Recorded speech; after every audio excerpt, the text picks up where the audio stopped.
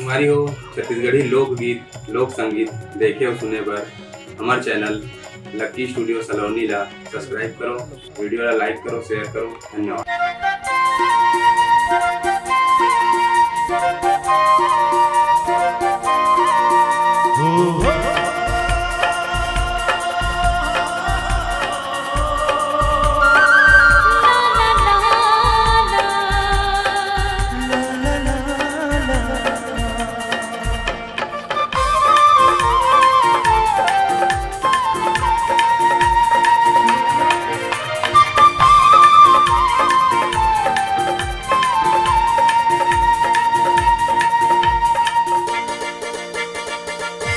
आजा रे मितवा मैं जाने दूरिया, आजा रे मितवा मैं जाने दूरिया,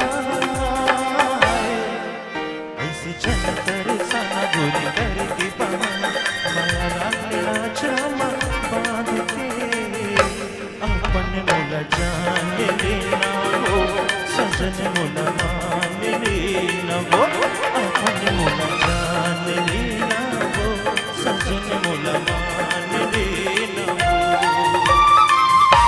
जारे सजन जा तेरे मझन जारे सजन जा तेरे मझन मिठ मिठ गोठिया के तिर तिर ओठिया के हला खान करे भूलवार के बड़ा तो लागे हड़बड़ी मिलन के यावन दे घड़ी, बड़ा तो लागे हड़बड़ी मिलन के यावन दे घड़ी।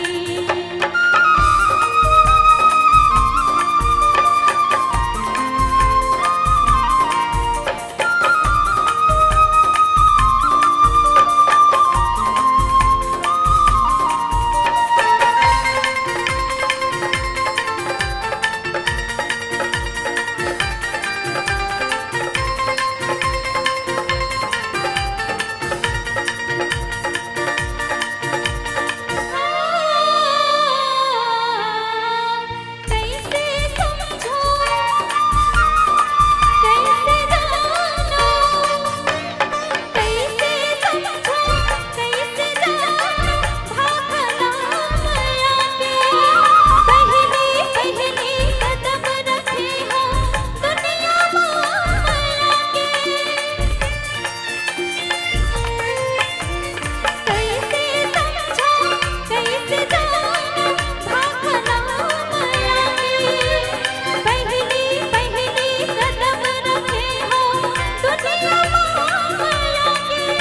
ऐसे झटके दीवाना तेरा झन तरसाना धीरज धर लेना धीरे मखीर है, बड़ा तो लागे हड़बड़ी मिलन के यावन दे घड़ी, बड़ा तो लागे हड़बड़ी मिलन के यावन दे घड़ी।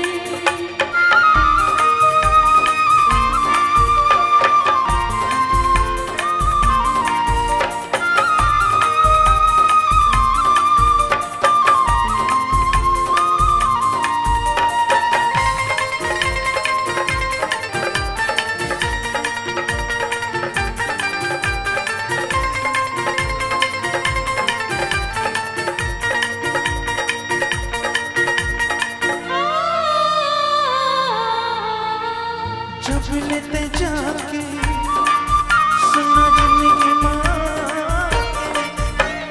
जब लेते जाके जिंदगी माँ के तन मन मोरे हरिया के सुख माँ तोरे हो के मगन में रहता माते माते।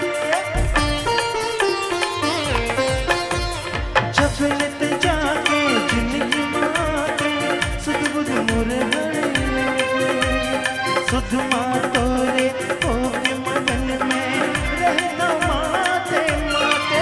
ओना मेरी लगल जुरा मोर जुरा रुतनी भाग माया प्रीत के बादला मोर मान लेना हो, सजन मोला जान लेना हो।